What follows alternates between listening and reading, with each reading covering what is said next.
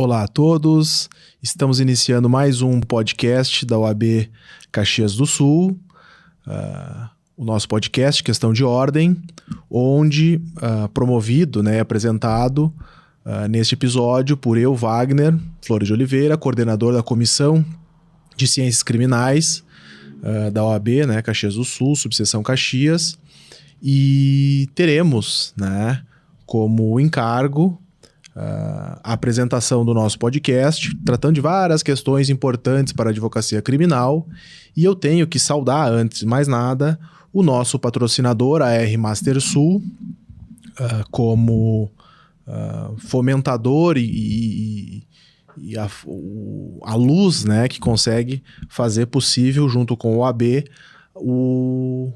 ser possível este programa, todo disponibilizado pelo YouTube, os canais do Facebook, Instagram e Spotify da nossa OAB Caxias.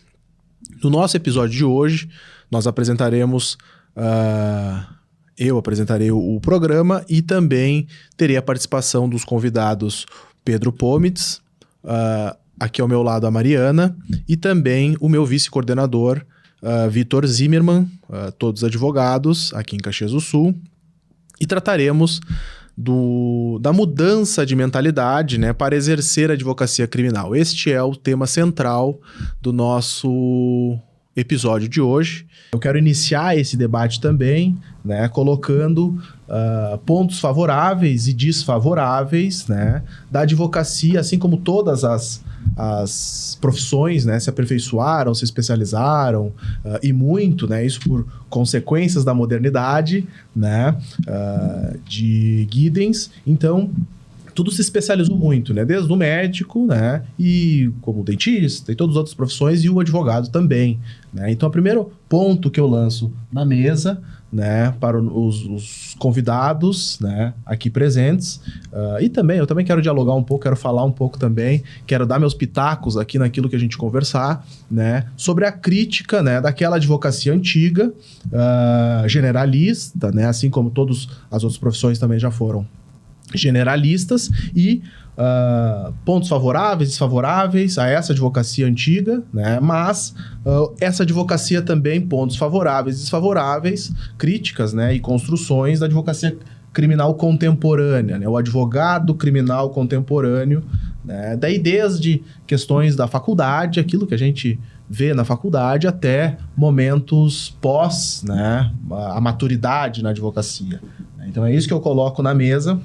E quero deixar à vontade também, não quero ficar com o monopólio aqui da palavra para perguntar a Vitor, perguntar a Pedro, Mariana. Não, eu quero deixar em aberto para a gente construir a nossa maturidade aqui no nosso podcast, para aqueles que nos escutam entenderem qual que é a importância do advogado criminal hoje, certo? Passo a palavra então, eu acho, para a Mariana, pode ser? Para mim, tranquilo. Um olá para todos, os ouvintes, para os colegas aqui presentes. E eu acho que eu vou iniciar pegando o gancho da tua fala no que diz respeito a essa questão de maturidade na advocacia, E foi uma das coisas que eu pensei enquanto eu estava vindo para cá. Poxa, mas quando tu decide ser advogado especificamente na área criminal, me parece, eu não sei se os doutores concordam ou não, eu comecei nas áreas civil, previdenciária e trabalhista. Mas o advogado criminal, ele tem uma conduta diferente. Claro, nós somos suspeitos para falar aqui, Mas, primeiro, que é uma área do direito incrível, uma área fantástica. Eu digo que é uma área à parte. Não estou com isso menosprezando as outras áreas por ter uma experiência de mais de 10 anos nas outras áreas. Mas o advogado criminalista, ele necessariamente tem uma especialidade, de fato, na condução das causas dele, diferente das demais áreas do direito. Então, acaba sendo um profissional que ele não tem que conhecer só a técnica legislativa, a técnica da condução dos processos, mas é um advogado que de per si tem que conhecer o cliente, tem que conhecer a pessoa, tem que conhecer o que está acontecendo ao derredor dele. Então, eu acho que iniciar por aí, Quando eu decidi me inserir na área da advocacia criminal, eu pensei assim, não, existe algo a mais que tem que ter além de saber como aplicar as leis e como atingir um certo resultado. É diferente. Tu tem que entender da psicologia, tu tem que entender de inteligência emocional, tu tem que saber tratar com o cliente, até porque o cliente do criminal, e aí eu passo a palavra para vocês desde já, né? É um cliente que necessita, por óbvio, de uma atenção diferenciada. A gente está lidando aqui com questões em vários tipos penais, né, de cerceamento de liberdade, que é se salvo o melhor juízo, depois da vida é o objeto mais precioso que a gente tem, né? Então, para mim, é diferenciado. Eu acho que a perspectiva parte daí, né? De ser uma advocacia muito diferente, muito especializada. Com certeza, já também dando um oi para todo mundo, né? Dr. Wagner, Mariana, meu colega Vitor aqui comigo. Eu acho que quando a gente vai analisar a questão seja da capacitação propriamente, ou mesmo essa puxada de mentalidade, né, que a gente vai tratar mais ao longo depois da conversa, a gente percebe que não é simplesmente a gente se debruçar sobre a lei, né? A gente precisa ter um viés muito diferente, justamente por causa disso, porque o cliente que nos procura, a gente fala cliente, mas na verdade a pessoa, né? O ser humano ali que nos procura, ele não está buscando simplesmente uma indenização, não está buscando, sei lá, a retomada de uma propriedade, ele não está buscando ali um valor simplesmente, né? Por vezes, ou ele é, claro, o acusado, que está daí tentando se defender dessa questão de evitar uma prisão, muitas vezes, ou mesmo a vítima, né? A vítima também faz parte dessa questão. Eu acho que essa é também a importância, né? A necessidade, vamos dizer assim, da advocacia criminal. A gente entender esse aspecto. Eu acho que depois a gente continua sobre esse ponto, mas entender o aspecto social que trata o advogado criminal, né? A gente, nos últimos meses, aí a gente está vendo botar esse ano propriamente dito, né? Desde o início do ano, todo um problema relacionado aí, não só no âmbito criminal, mas no âmbito político criminal, âmbito empresarial criminal. Isso tem muita relação com essa capacitação e essa especialização. Quando a gente fala, até tu abordou antes, Wagner, a questão da advocacia antiga, né? A questão mais generalista, a gente vai sempre pro aspecto, eu faço sempre uma comparação com os meus alunos na universidade, ali na UX, relacionado que, olha, é que nem como se fosse um médico, né? Quando tu precisa de um médico, tá com problema no pé, tu vai no ortopedista. Tu tá com problema nas costas, tu vai, então, tu vai no quiroprata, tu vai num médico especialista nas costas. Tu tá com problema no coração, tu vai num cardiologista, né? Tu não vai buscar ali questões alternativas demais, vamos botar assim. E quando tu tá com um problema criminal, tu vai ter que buscar um advogado criminal, mas esse advogado criminal, ele vai precisar entender todo o contexto. Porque muitas vezes o contexto do crime não é simplesmente o crime em si, né? Tu tem toda a questão, a bagagem da família da pessoa, ou então um direito ali um pouco mais, digamos assim, dos antecedentes dele. Não antecedentes criminais, antecedentes de vida mesmo, né? Isso é uma coisa que o advogado precisa entender por vezes para conseguir defender alguma pessoa ou mesmo dar um suporte para a vítima nesse ponto. E quando a gente fala em capacitação, claro, a gente tem diversos cursos depois, antes de finalizar, eu até apresentar alguns que a gente está tocando para frente, mas a gente tem essa questão efetivamente da interdisciplinaridade, da questão da análise e esse foco, por mais que a gente tente trazer essa advocacia contemporânea, que alguns chamam de artesanal, né? Eu não sei se é um nome muito bem que a gente possa fazer uma equiparação aí, mas essa advocacia contemporânea que precisa ter um conhecimento não só de quem é o cliente, de quem também é o tribunal, de quem vai julgar, de quem vai analisar, ela precisa ter um conhecimento propriamente dos outros ramos e dessa totalidade. Não sei se o Dr. Vitor também já falava para ele trazer isso para mim, porque, querendo ou não, uma coisa, eu trabalho, acho que direito criminal há 13, 14 anos, desde quando eu entrei na faculdade, efetivamente, que eu só trabalho com penal. E aquela coisa, isso aqui eu não gosto, né? Essa disciplina eu não gosto, essa disciplina eu não gosto. Só que depois, no final, tu percebe que tudo faz parte de uma coisa só, né?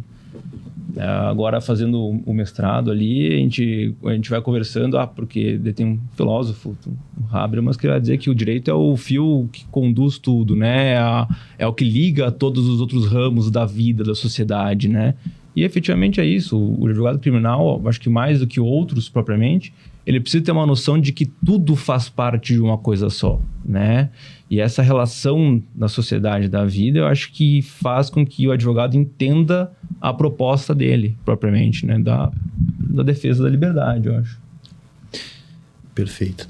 Eu quero iniciar, então, cumprimentando a todos, dizer que é uma honra dividir a mesa com vocês, cumprimentar os ouvintes também, e na sequência de tudo que já foi falado, que eu acho que foi uma explanação geral de todos os pontos que a gente pretende abordar, né? Quando a gente fala em advocacia generalista, né, assim como uma forma geral de ver a advocacia e também vinculada à questão dos antigos profissionais, entra, sem dúvida, no ponto que a gente também menciona da capacitação, né? Porque nós temos advogados profissionais que já há muito tempo trabalham na área e seguem se atualizando, seguem buscando especializações, cursos e até mesmo o estudo por conta própria, né? Mas seguem uma atualização constante. E aí, necessariamente, eu vejo que esse profissional tem que ter o olhar a ele voltado de uma forma distinta do profissional que, com o mesmo, por exemplo, tempo de carreira, não segue esse mesmo padrão, né? A gente percebe que a legislação como um todo, o ordenamento jurídico como um todo, e isso daí acho que a gente não fala só na esfera penal, ele vem com uma atualização constante, né? E, sem dúvida, vai continuar acontecendo dessa forma. Então, é necessário que a gente busque sempre essa atualização, não necessariamente, como a gente mencionou, através de cursos ou algo que não se busque tão somente um diploma, né? Um diploma de atualização, um certificado de conclusão, mas que se busque, sim, a especialização como um todo. Então, junto com essa questão de que falta, ou às vezes vem a atualização do estudo, me parece que quando nós tratamos de direito penal, vem também, desde a época que se iniciou o direito penal, o preconceito sobre a defesa do bandido, né? E a gente precisa muito ter o olhar voltado também, porque na maioria das vezes, aqui, claro, a gente fala de fatos, como o Pedro comentou, trata da pessoa, não raras às vezes se advoga também para a vítima, para a família da vítima. Então, o direito penal, sim, concordo com a doutora Mariana, no sentido de que tem uma relevância não maior do que as outras áreas, mas distinta e com elementares que são características do direito penal e que a ele só se permite analisar. Então, com essas breves considerações a respeito do nosso primeiro tópico, eu devolvo a palavra ao Wagner sem me estender demais. Que bom, Vitor. Parece que a gente balança para todos os lados sobre várias coisas importantíssimas para nós advogados e para aqueles que nos ouvem, que é sobre a advocacia antiga, sobre a generalidade, sobre a empatia com relação ao outro, sobre a família das pessoas envolvidas. O direito penal é feito de pessoas, né? Claro, nós temos agências penais que investigam isso, fazem, acontecem, que julgam, nós advogamos, enfim, mas nós estamos lidando com pessoas, né? Então, aí entra a mudança de mentalidade também, por mais que todo mundo saiba isso, talvez desde os tempos mais remotos, né, que a gente lida com pessoas. Mas a empatia, a alteridade, as questões também da comunicação... falou em Habermas, né, Pedro? A questão da comunicabilidade, né? Poxa, essas questões de advocacia artesanal também. Não vamos colocar conceitos, né? Mas... poxa, tem toda aquela questão da comunicação não ofensiva. Poxa, tu vai perguntar para a testemunha, às vezes a testemunha está sofrendo, né? Como é que eu vou fazer mais? Eu preciso humilhar aquela pessoa, né? Então... A própria vítima, né? A própria vítima, né? Vamos fazer aquilo que se chama, daí nós, pela questão da academia, de uma revitimização, né? Ou uma tornando a vítima sucessivas revitimizações, ou seja, ela tem que ficar revivendo o fato, sofrendo com aquilo aí por anos do processo criminal, né? Então, a gente precisa... a questão generalista para a advocacia moderna, contemporânea, vai muito além de só se capacitar, pelo que eu percebo. que até esses pontos que a gente colocou já na mesa aqui para debater, vai também com relação ao outro, né? A ver o outro, as pessoas ali envolvidas, né? Claro que às vezes a gente tem que um pouco sem carinho, às vezes, né? Mas é muito disso, né, Wagner, que tu fala a questão de claro, tem a empatia com a vítima, uma testemunha, mas, claro, é também uma forma de especialização e de aperfeiçoamento, né? A gente fala na questão do advogado se capacitar também para uma inquirição, né? Porque a dona Mariana trouxe aqui na questão de... eu vim de outras áreas, né? E a gente vê é muito distinto isso. Eu, quando tenho que fazer ali uma audiência cível para algum outro cliente meu, ou para alguma coisa que tem relacionada com o crime, a gente vê como é diferente a forma de pergunta e forma também de resposta, não seja testemunha, mas também de aceitação do juiz, né? E no crime tu não tem isso. O crime é uma coisa muito mais direta, né? A condução. Então, tu tem que se capacitar para fazer essa condução dessa testemunha, né? No sentido dessa inquirição dessa testemunha da própria vítima, né? Saber quando perguntar, como perguntar, o que tratar, né?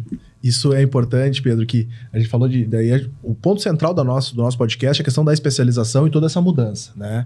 Mas, ou seja, antes nós nos capacitávamos para a advocacia criminal, hoje em dia, claro, sem essas questões também de pulverização do ensino jurídico, que tem ensino jurídico para tudo, cursinho para tudo, enfim, né? Não vamos considerar muito isso, mas a gente precisa se especializar nisso, na advocacia, na audiência criminal, me refiro, na sustentação oral perante o tribunal, com certeza.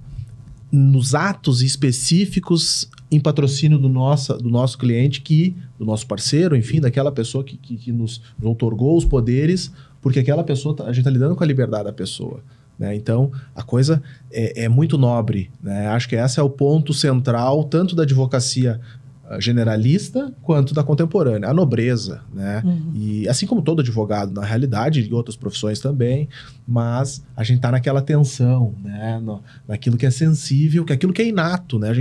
A gente nasce assim, nasce com vida e com liberdade, né? É inato ao ser humano, né? Então, esse é o ponto que eu quero instigar pra gente ficar debatendo bastante tempo e sair também dessa parte, não ficar lembrando do passado, né?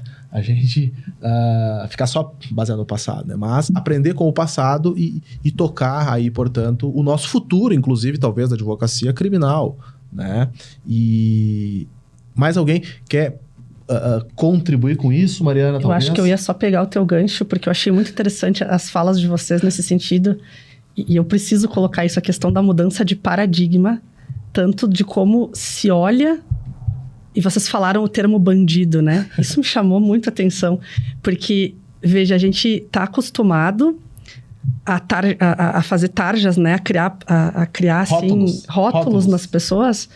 E isso vem muito da questão moral, da questão comportamental, de como a sociedade enxerga e como a sociedade valora e como a sociedade se expressa em relação às pessoas. Que todo mundo, em tese, em algum momento, está sujeito a ser indiciado, a ser réu num processo criminal. Não vamos ser, né, hipócritas de dizer que não.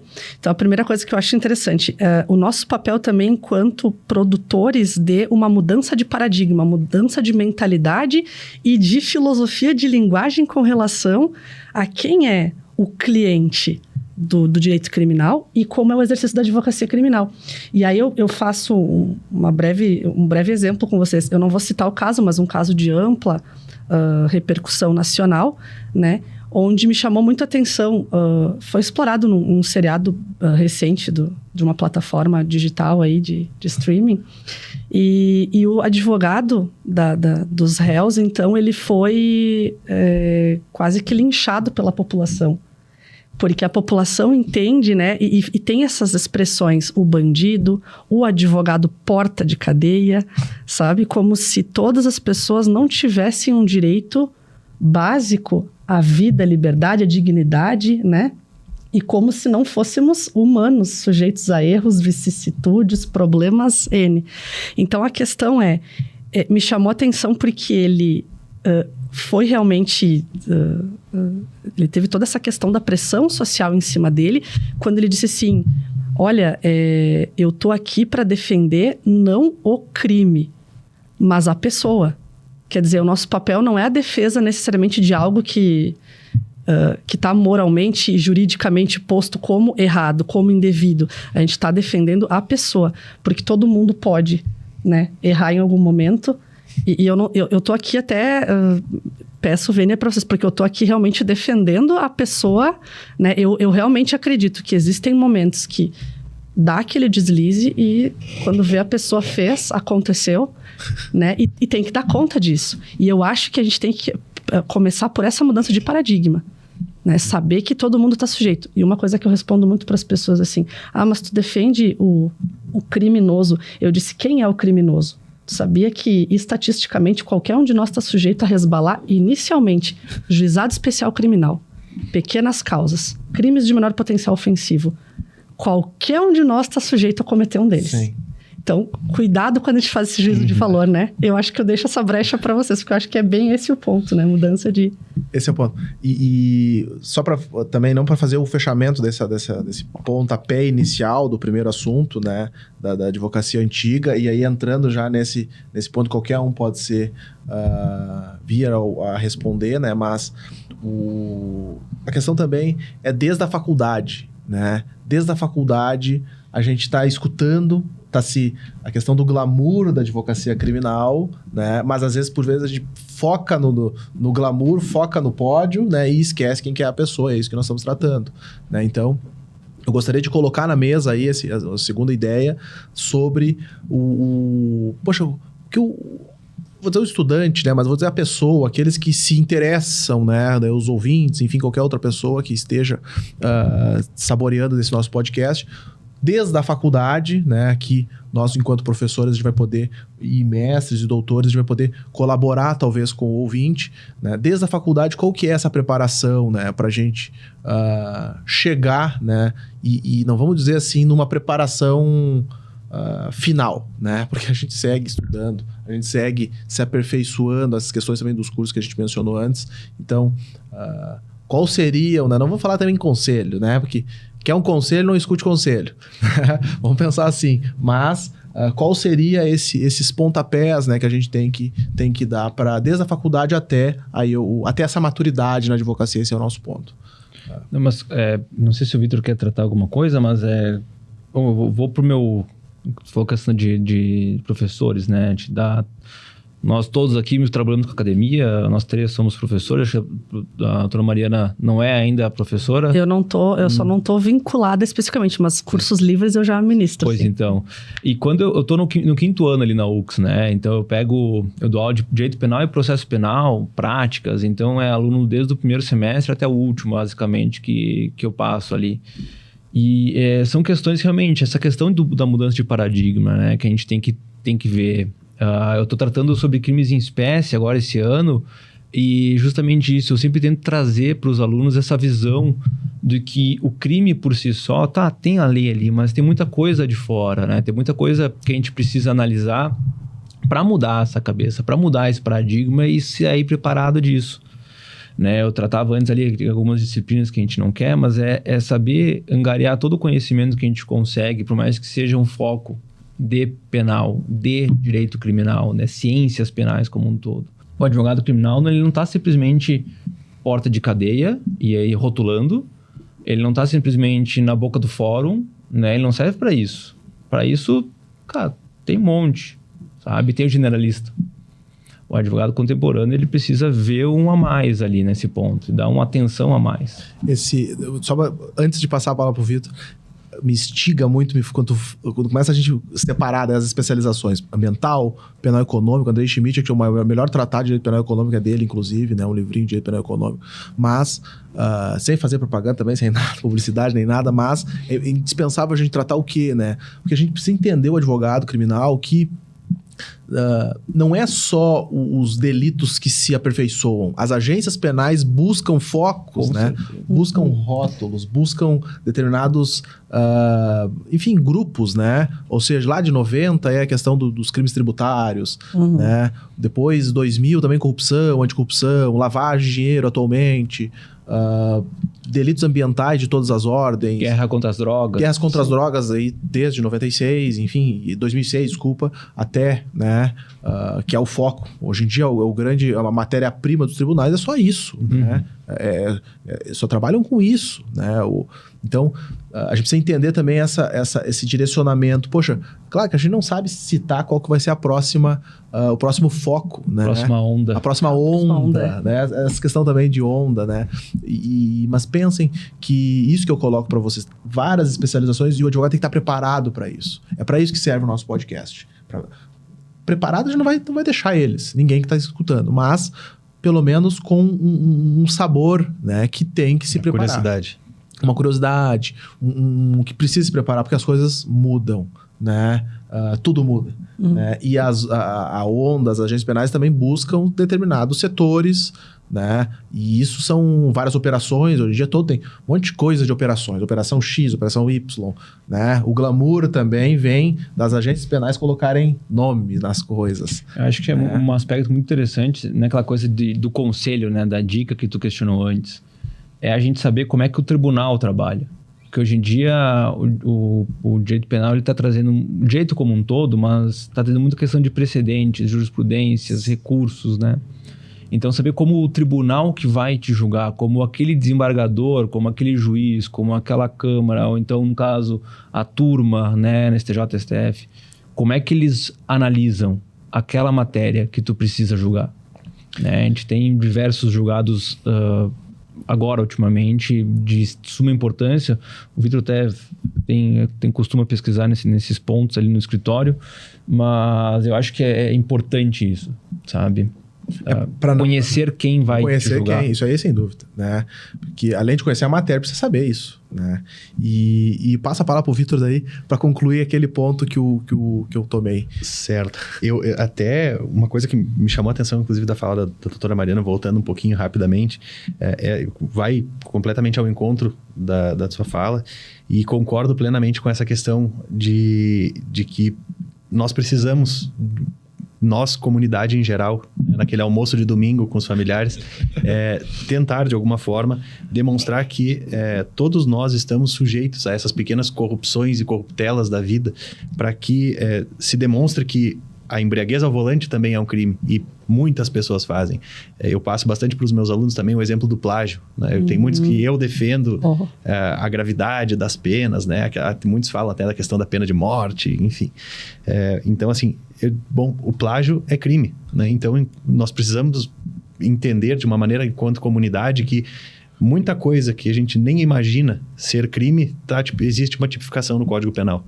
E a partir daí, talvez conseguir quebrar esse paradigma de que existe um criminoso. Né? Não se trata de uma campanha, adote um acusado e leve para casa. É muito pelo contrário, como foi bem colocado. São defesas de pessoas, de vidas. Por vezes, serão considerados culpados dentro de uma legalidade, como diz o professor Auri, né? Punir é necessário, punir é civilizatório. Então, desde que observadas as regras do jogo, as regras gerais, enfim, da legislação, não há problema que isso seja feito. Né? Então, também não se trata de uma simples garantia de impunidade ou algo do gênero, porque enquanto até em termos de prisão, né, tem muita gente que a questão da superlotação carcerária, enfim, então a prisão é o que nós temos até o momento como melhor, né, de resposta à criminalidade. Enquanto não tivermos algo melhor, a gente tem que utilizar desse método. E aí passo sim a questão dos rótulos, né, do advogado porta de cadeia, enfim, como nós falávamos há pouco. Me parece que muita influência tem, e aqui não é uma crítica, é uma consideração, muita influência disso vem, acredito que, da mídia. Né? A mídia traz muitas notícias, assim, o jornal que tem mais visibilidade é aquele que traz a maior tragédia. É o que vende, né? É o que vende. O que chama atenção... Eu deparei com essa cena já na prática, e acredito que vocês também possam ter percebido algo do tipo, em algum acidente de trânsito, aqui numa Rota do Sol, na BR, enfim, os carros diminuem a velocidade para ver o grau da tragédia, né? Se tem alguma pessoa ferida, se o acidente tem sangue, se não tem, se chegou a ambulância, os bombeiros, enfim. E isso reflete exatamente o que é espelhado pela mídia, né? Que é o rótulo para alguma coisa que vende, que chama atenção. E não é diferente para nós aqui também. Então, esse glamour está diretamente ligado com a maior gravidade, com o que mais chama atenção. Às vezes, até um caso em que a gente se depara, que está trabalhando na prática, e conhece, portanto, do processo, a gente percebe que a situação é uma. E o que aparece na mídia é algo elevado na máxima potência, né? Para fazer com que, claro, tenha a atenção. E, Vitor, isso é importantíssimo. Como um todo, né? As dores dos outros, né? E na advocacia é isso, né? A gente tá lidando com as dores das pessoas, né? Às vezes ou seja, desde a violência doméstica, né? Aquelas coisas mais íntimas, né? Que geram uma violência doméstica, geram uma Maria da Penha, geram às vezes um feminicídio, né? Mas são dores das pessoas. A gente precisa entender isso, a gente precisa mudar a mentalidade para... a gente não é psicólogo, né? Mas a gente precisa ter noções de multidisciplinar da questão psicológica. Esse é o terceiro ponto até que a gente vai tratar, mas para entender a dor das pessoas, a gente está lidando com a dor. E o direito penal, aí a crítica da criminologia também do direito penal é isso, né? Que a gente lida com o sofrimento dos outros no período inquisitório.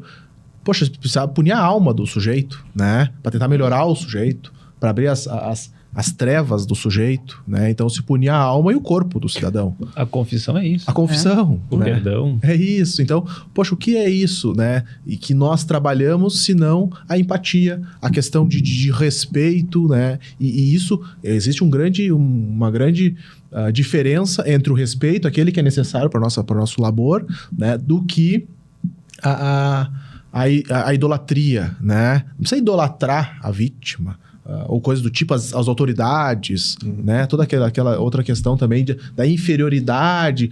Advogados dizem, mas a inferioridade da advocacia, porque eu não posso sentar do lado de não sei o quê. Não interessa onde tu vai sentar. Tu pode andar por onde tu quiser dentro da sala da audiência, né? Então... O medo da conversa, de bater de frente. Bater de frente. A questão do medo é outro ponto, né? Dor e medo, enfim, tá tudo relacionado, né? Aqui quando a gente fala da advocacia criminal. Então, são esses também os temas que eu quero colocar pro segundo assunto, porque isso é totalmente inerente à advocacia. A gente trabalhar com a dor, com os medos, com o respeito, não idolatria, né? Às vezes são questões também de não se inferiorizar, né? Tem que tratar todo mundo, né, da forma como tem que ser, né? Onde cada um exerce um papel nesse jogo, né? E também não só... a gente falou em capacitação, né? Não só no jogo, daí no meu ver, né? Não quero... monopolizar isso também, mas não só no jogo do processo, mas no jogo da vida, né? Não basta ter um monte de certificação ali, se tu não é uma pessoa boa, não exerce, aí por último, a questão social, função social, aquela coisa toda, né? Então, mas a última, antes de a gente entrar no ponto das questões psicológicas, autoconhecimento pessoal, eu quero deixar na mesa, né? Daí vocês se manifestem, aqueles que pretendem colaborar com os ouvintes, acerca do quanto é necessário a capacitação do advogado criminalista, né? Das pós-graduações, né? Dos cursos na área, enfim, a gente falou um pouco de cursos a especialidade da especialidade, né? Quanto que é necessário? Eu já quero responder de cara que...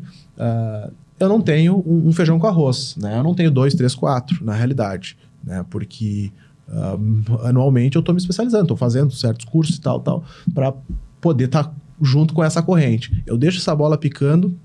A pergunta para todos vocês três, o quanto é necessário, né, para o advogado criminal contemporâneo? Eu acho, Wagner, assim, em termos de direito penal, a gente tem que tratar de uma forma geral...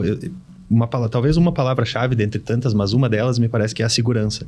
E segurança, tanto segurança jurídica quanto segurança de desenvolvimento pessoal, desenvolvimento profissional, para que não se ultrapasse do limite, como tu bem colocou, a gente também não é subordinado a ninguém, né? Então, mas ao mesmo tempo tu tem que mostrar um desenvolvimento condizente com a atividade, né? Condizente com a advocacia, tanto no que diz respeito à urbanidade, à educação, ao respeito, quanto aqueles momentos que necessitam de um debate, vamos dizer, mais acalorado dentro, claro, do normal, né? Digamos assim. E para isso eu entendo que é fundamental. Existe uma obra que é Os Quatro Gigantes da Alma. Eu acho que isso até, né, claro, apesar de ser uma leitura bastante densa, até para a graduação, eu acho que é uma obra importante de ser considerada. E no que diz respeito a essa questão de quanto, né, de uma régua de necessidade a respeito de pós-graduação, enfim, concordo contigo que essa renovação do que diz respeito ao conhecimento, ela é fundamental e tem que ser renovada de forma frequente. A única coisa, assim, o único fator que me chama a atenção nisso é o que foi colocado, acho que tu trouxe no início da tua fala, a questão da pulverização de diversos cursos, de muitos cursos com muitos diplomas, e aí vira aquela coisa, eu finjo que aprendo, tu finge que me dá um diploma, e é mais um. E assim nós vamos alimentando o currículo Lattes, o currículo da prática, né? Então, o que eu vejo muito de um panorama geral sobre a academia é que muitas matérias, por exemplo, que são de fundamental relevância, são deixadas de lado, né? E para serem substituídas, muitas vezes, por aquelas que não que sejam irrelevantes, mas que talvez não apresentem para aquela pessoa que está naquele nível da graduação algo tão importante. E aí fica aqui uma crítica direta ao ensino EAD. Né? Eu presencio muitas cadeiras, por exemplo, universidades que têm o direito processual penal como uma cadeira EAD, substituindo ela por alguma outra, aí aqui eu não quero fazer a valoração, né? Mas por alguma outra que talvez não seja tão importante, porque o processo penal, por vezes, me parece que na prática é muito mais... É muito além do direito penal. Não adianta saber todo o direito penal, todo o código penal de capa a capa, como a gente diz, né? E não ter a noção do procedimento, de como funciona. Porque a faculdade, na verdade, ela é o local de aprendizado, enfim, mas do âmbito prático, eu acredito que vocês concordam comigo, quando a gente diz que não se sabe tudo, não se sai da faculdade sabendo toda a prática. Né? Esse é o ponto. E também não se aprende a prática em uma pós-graduação. Né? Eu acho que vai muito do profissional. Eu ouvi uma vez de um procurador do município, lá em Porto Alegre, na época que eu fazia o estágio no primeiro semestre, ele dizia, o professor te dá o voo, né? E o aluno escolhe onde vai querer descer e se vai querer desbravar aquele espaço ou não. Então, eu acho que isso eu gravei e realmente faz muito sentido, porque a continuidade do estudo, para além da diplomação, para além da certificação, ela vai também de cada profissional, né? E isso eu acho que monta completamente a ideia de especialização, né, como um todo, rechaçando essa...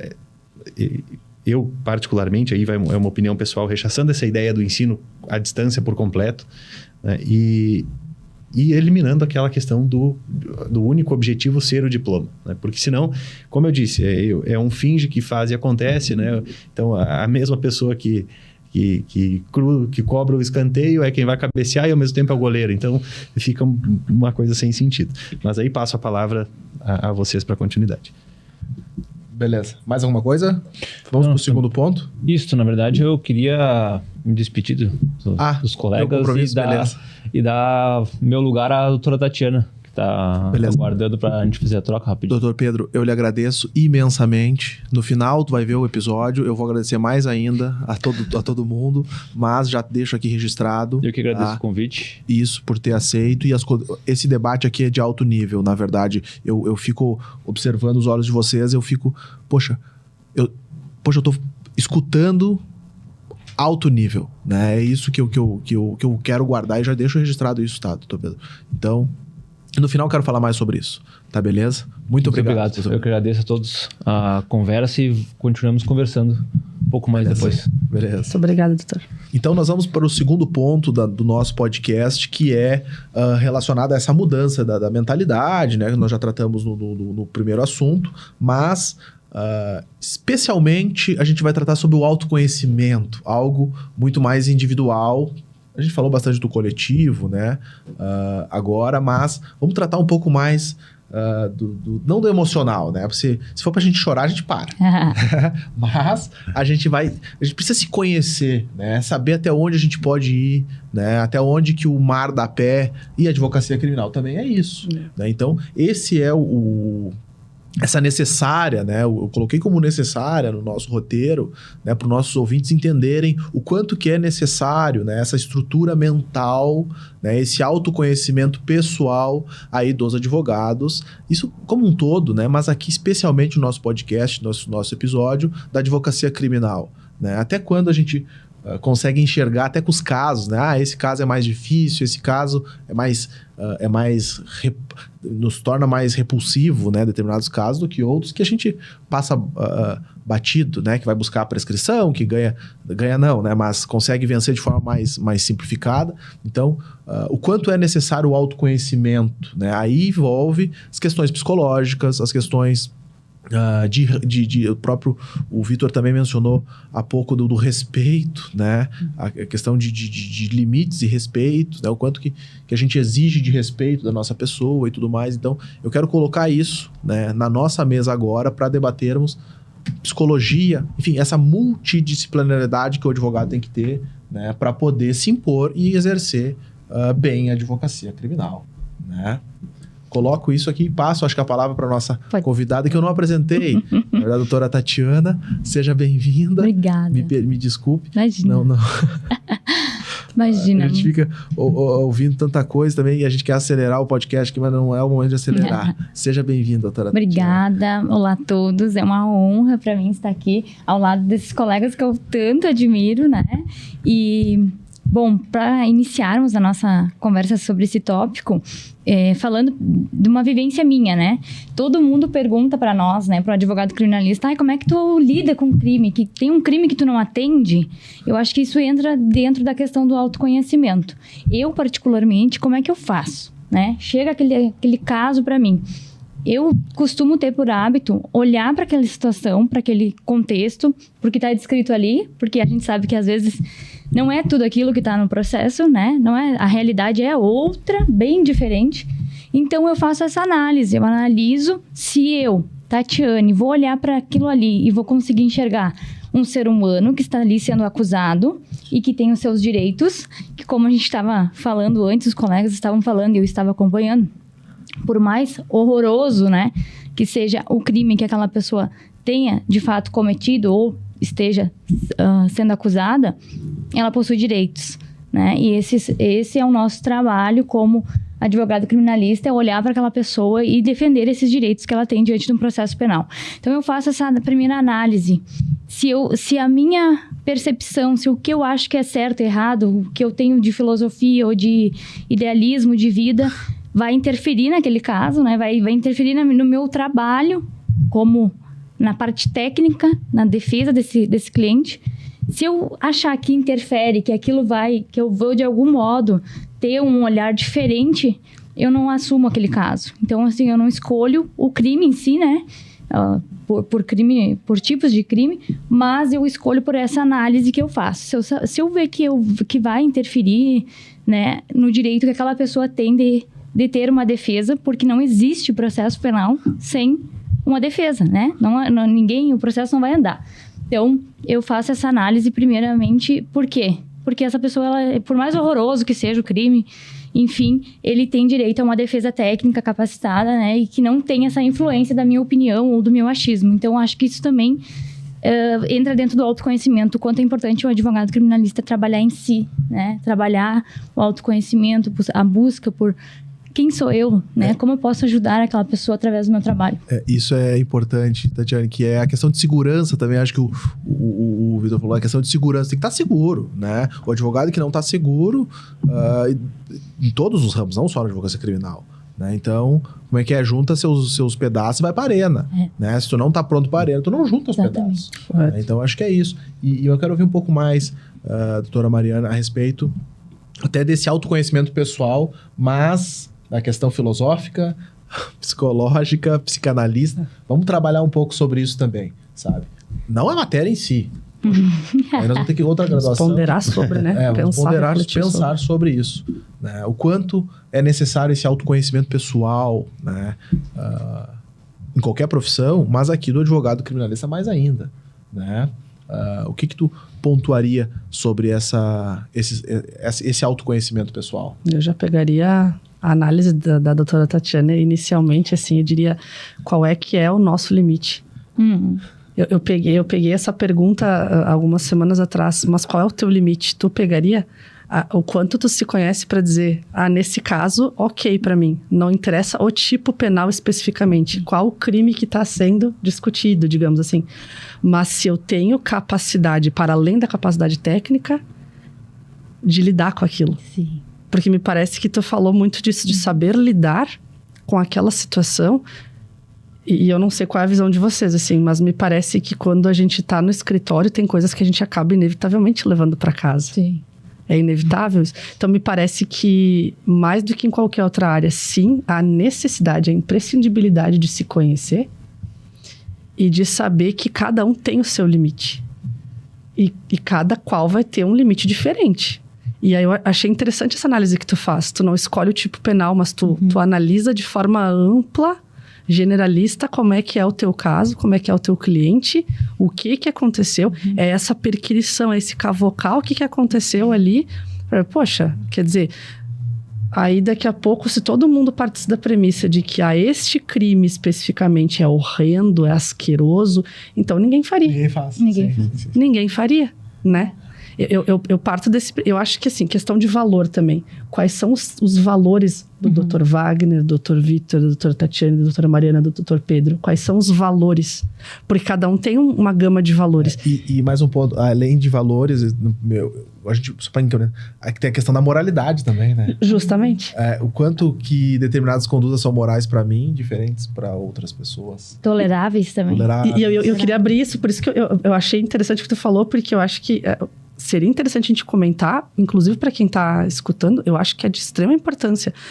E é muito múltiplo, né? Na sociedade, a gente tem aqui uma sociedade com micro e macro grupos e relações, e aí tu tem que trabalhar com o fato de que nós aqui na mesa, provavelmente a gente tem uma série de valores diferentes, de moralidades diferenciadas, de comportamentos. E aí, como é que fica? Qual é que é o teu limite? Eu acho que essa é a pergunta, né?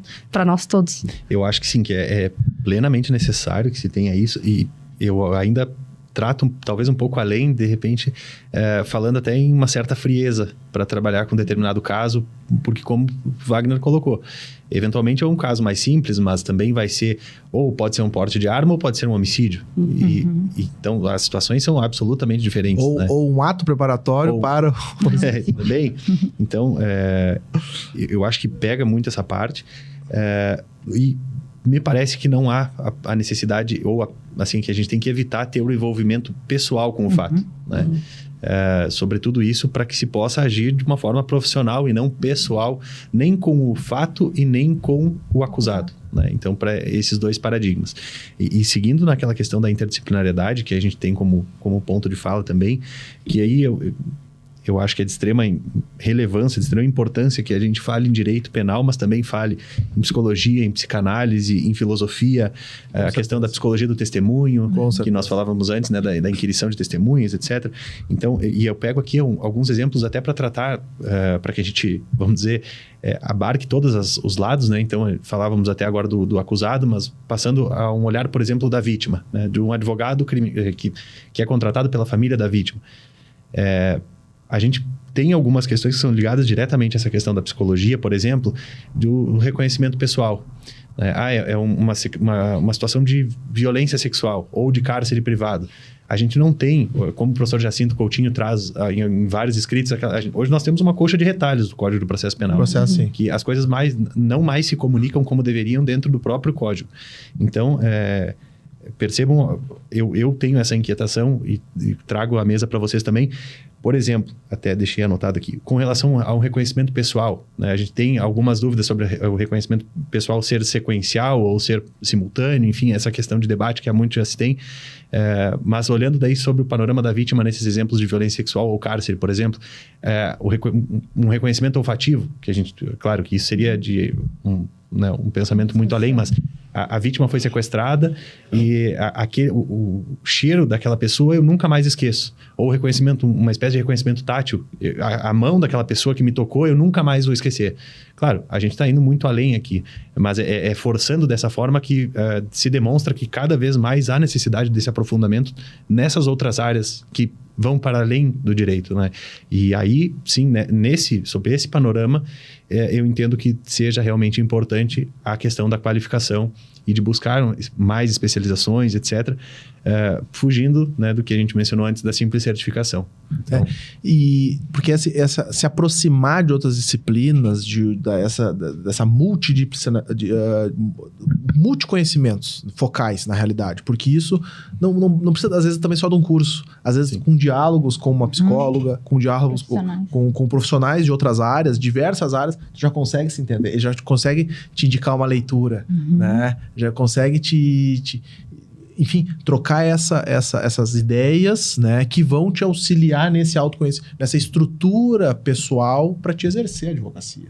Né? Na verdade, é um ponto de estrutura pessoal mesmo, porque é como se fosse advogado por profissão, né, mas criminalista daí mais por paixão, né, por realmente é uma coisa meio que nos marca, né, porque a gente tem que estar sempre dialogando com outras pessoas e tal. Às vezes não basta só saber se o fato foi assim ou foi assado, né, aí precisa entender, né, se aquela pessoa realmente vai reconhecer o réu na audiência de instrução, né, são várias outras coisas que permeiam ali, né, e a gente precisa dialogar. Até buscar lá na criminologia, né, a questão de o que punir, quem punir, como punir, né, toda essa questão que o professor Auri traz da crise do bem jurídico, o que é crime, né? Tem muita coisa que me parece que o Código Penal se ocupa e talvez não devesse. E é bem isso, Vitor. E vejam que a questão da moralidade, das crises que o direito penal e o processo penal vem passando, até o próprio bem jurídico, é a questão da moralidade, a criminalização do incesto na Alemanha, né? Então, poxa, isso chega ao tribunal, nós temos que estar preparados para isso também, para criminalização, sei lá, de determinado gênero sexual, uma determinada criminalização, Deus queira que não aconteça, né? Mas a gente precisa estar preparado para defender essa pessoa, né? Então, que está sendo criminalizado por uma moralidade, às vezes, da lei penal. E tivemos exemplos recentes, né? A pornografia da vingança. Claro. Grandes avanços. Né? Que o estupro corretivo também. Exato. São situações extremamente novas. Né? São novas e estão aí, né? O advogado tem que estar preparado para tudo isso. Para entender o contexto também, né? Eu só fazendo um adendo, né? Mas eu tinha notado quase as mesmas disciplinas que o doutor Vitor aqui. As mesmas áreas, e eu acrescentaria a sociologia, que eu acho que ela é fundamental para explicar, porque os nossos clientes, na sua grande maioria, as estatísticas mostram, né, que quem responde o processo criminal, na maioria das vezes, são pessoas que estão à margem da sociedade, né? E a sociologia explica isso, muitas vezes, o contexto, por que aquelas pessoas estão inseridas naquilo, por que entram na vida do crime, né? Então, além daquelas que o doutor Vitor tinha mencionado, eu sugeria a medicina legal também, que eu acho que traz ali um baita embasamento para a gente entender algumas coisas. Claro que a gente não é médico, mas estudando, como o doutor Wagner falou, enriquece muito o nosso conhecimento, e o autoconhecimento te traz essa confiança de tu trabalhar, de tu saber o que tu está fazendo e de prestar um baita serviço para o teu cliente, né? E essa importância daí além para do cliente. Já falamos dos familiares da vítima, mas eu coloco mais um ponto daí nessa advocacia contemporânea, nessa advocacia... Não vou falar em pós-moderno, né? Todo esse debate, né, a respeito da pós-modernidade, que acho que a gente não é nada pós-moderno, mas tudo bem. Mas o quanto o advogado tem que ser também social, né? Na questão da função social do advogado. Que isso está no estatuto, né? A questão da função social que o advogado deve exercer, né? Todo mundo, os públicos, toda aquela coisa. E o advogado criminalista? A questão da advocacia pro bono. A gente pode, é isso que eu quero colocar como pergunta central na nossa mesa. Se vocês, enquanto profissionais, já fazem isso ou recomendam que seja feito, né?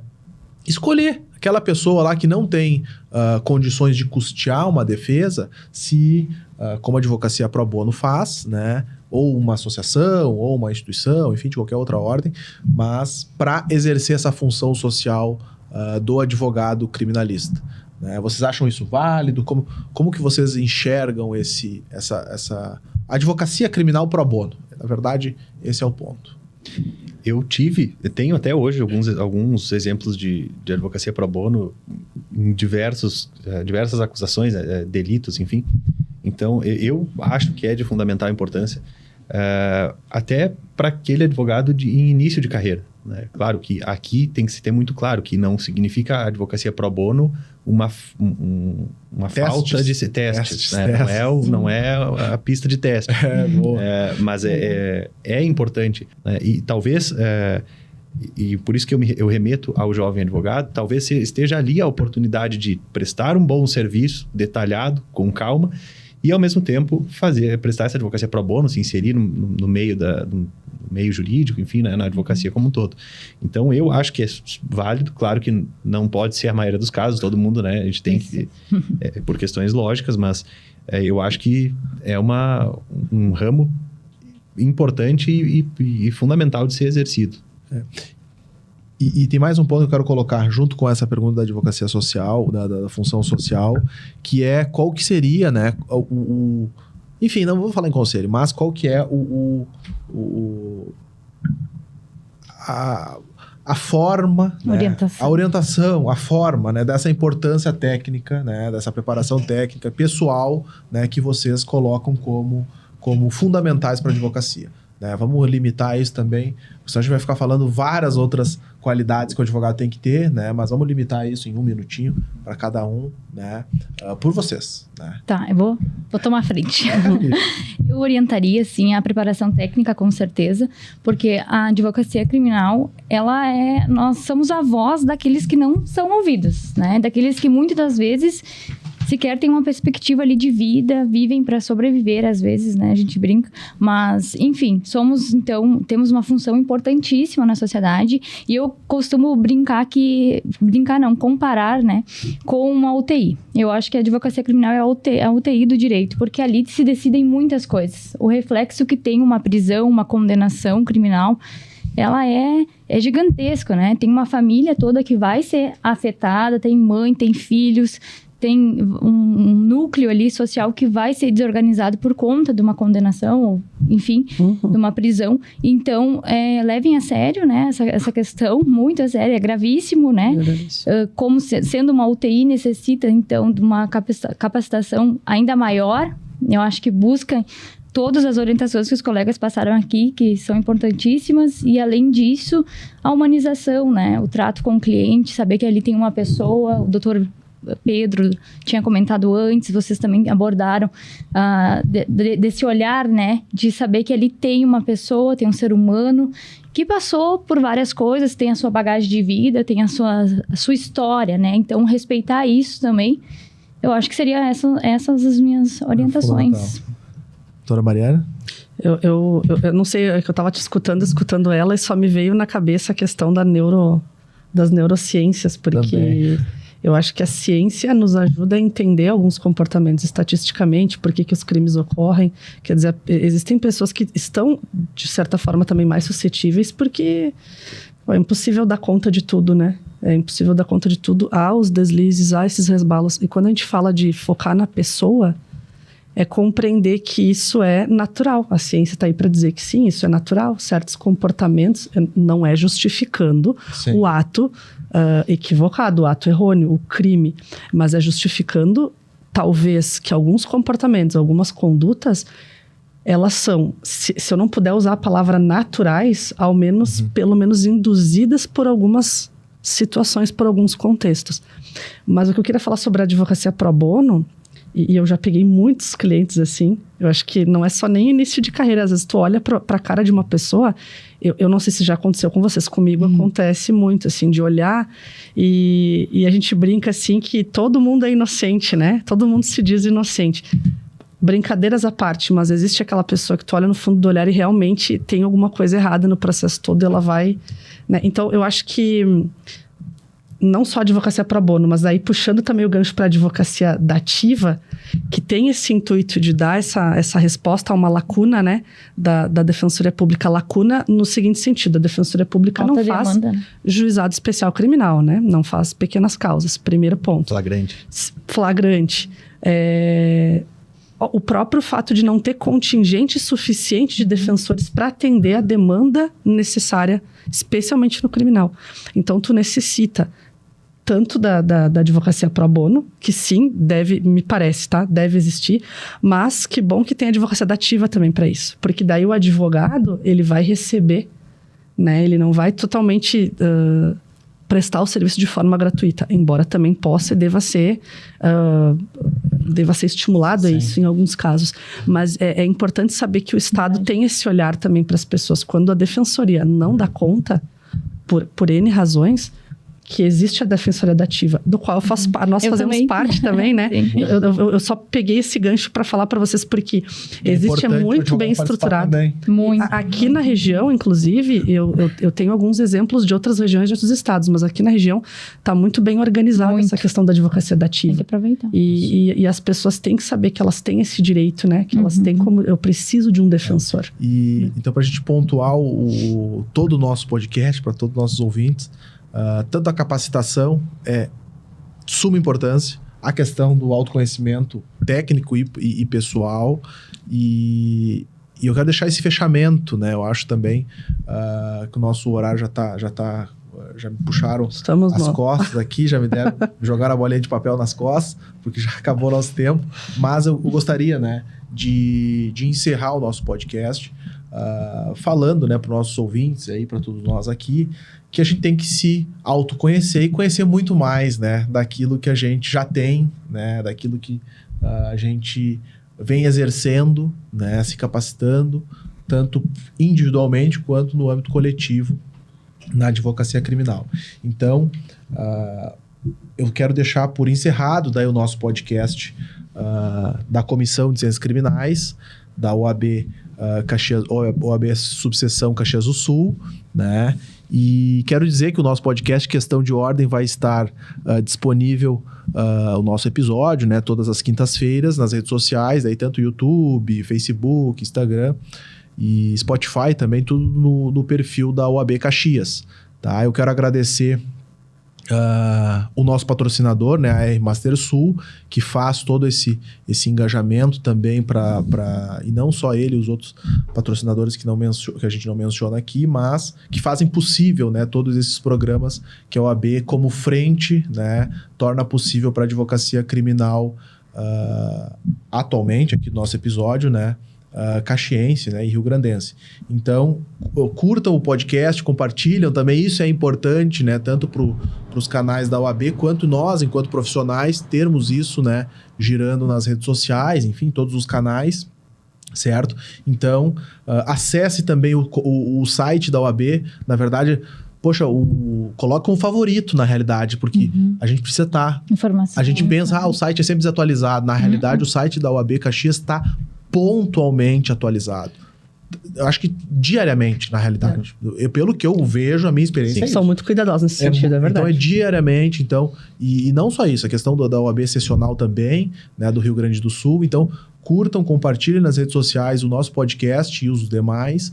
E dou por encerrado, então, o nosso podcast de Ciências Criminais, da Comissão da OAB Caxias do Sul, podcast Questão de Ordem. Muito obrigado a todos. Obrigada. Valeu. Valeu.